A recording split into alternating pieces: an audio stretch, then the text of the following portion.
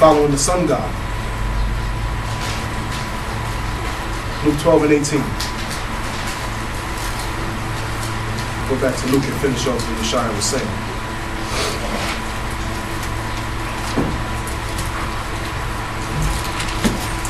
Luke 12 and 8. Also I say unto you, whosoever shall confess me before men, So if you confess him before men, him shall the Son of Man also confess before the angels of the Most High. so whoever comes to you and asks you, and you're ready to confess the Most High's Son, he's going to confess you in front of the angels and the Most High. You know? But he that denieth me before men Now he who denies the Most High, shall be denied before the angels of the Most High. now he's going to be denied before the angels of the Most High. What scripture is that? Luke 12 and 8. 8 and 9. So if you accept the Most High and you confess him before men, you get to be confessed before the angels of the Most High. That's a glorious thing, man. See all your good works come to a head and finally get the reward for it. But then if you deny him, you get denied in front of the angels of the Most High.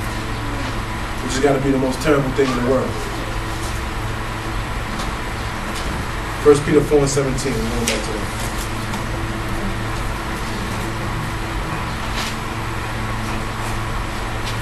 First Peter 4:17. For the time has come that judgment must begin at the house of the Most High. And if it first begin at us, what shall the end be of them that obey not the gospel? What's going to happen to those the people? Most High? Excuse me. What's going to happen to those people that don't listen to the Most High, man? We listen. The judgment got to start with us. To the Jew first, and then the Gentile. Look what's happening in Haiti, in Venezuela, and all over the place where Israelites are the most populated. It's trying to wake some people up. Now people looking to God more. They're like, what's going on, God? Why is this happening to us? I've been nice my whole life. I never hurt anybody. My whole island is gone now. I don't got nowhere to live. What's going on?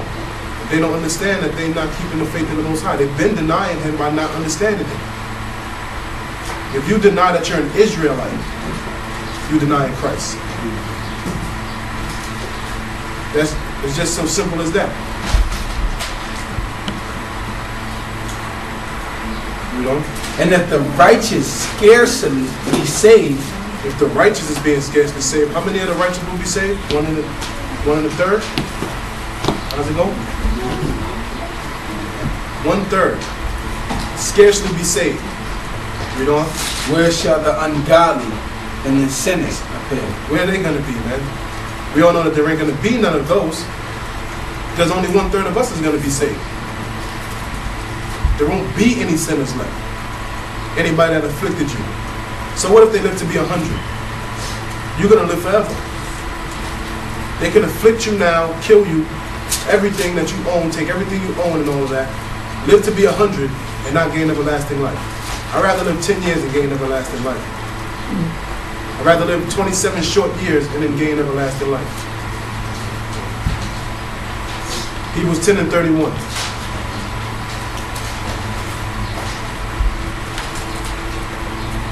We're almost finished. Hebrews 10 and 31. After this, get 1 Peter 5 and 8.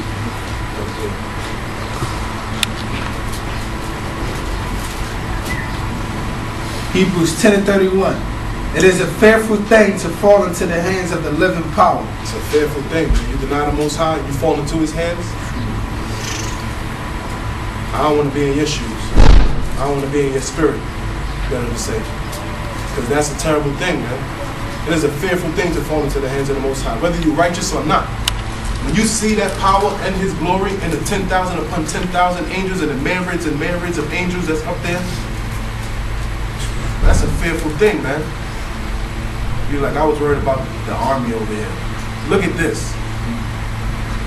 And you righteous and you up there and you know, like, man, I did some things in my life, man, I don't even want Him to ask me about. I thought some thoughts last week, man, I don't even want him to ask me about. It's a fearful thing to fall into his hands, man. Righteous or unrighteous. 1 Peter 5 and 8.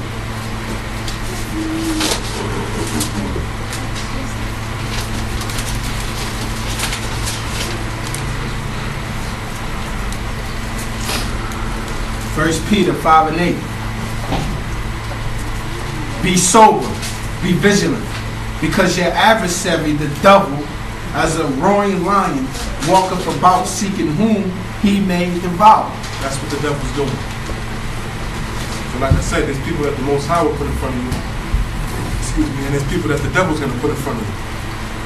But the devil is like a roaring lion, like we went over before. He's as a roaring lion. He's not. He ain't no roaring lion. But he's like one. And he's walking all over the place looking for people who he can devour. And if you transgress one thing, you transgress the whole law. So he don't care whether you keep all 10 commandments or just keep 9. Excuse me, he cares whether you keep all 10. But if you don't keep 9, if you keep 9 of them, that's where he comes into play. He's like, I got you, man. I ain't devour you, but I got you. I took a bite out of you, and the Lord is going to devour you when that time comes. So I did my job. It's like I always say, he know he can't win. He's been up there. And if you was up there too, you would know that. You'd be like, the devil ain't gonna never win. And if you was the devil, you know that. I ain't gonna never beat the Most High. He cast me out of heaven. How can I get up there and beat him? It's just his job to deceive everybody, to make them think that, well, this man can do more harm to me than the Most High can. That's how people think. A man can do more harm than the Most High can because he's here now. You can't see the Most High. But after you die, that's when you're going to get the real understanding as to what you did on earth. You know? Verse 9.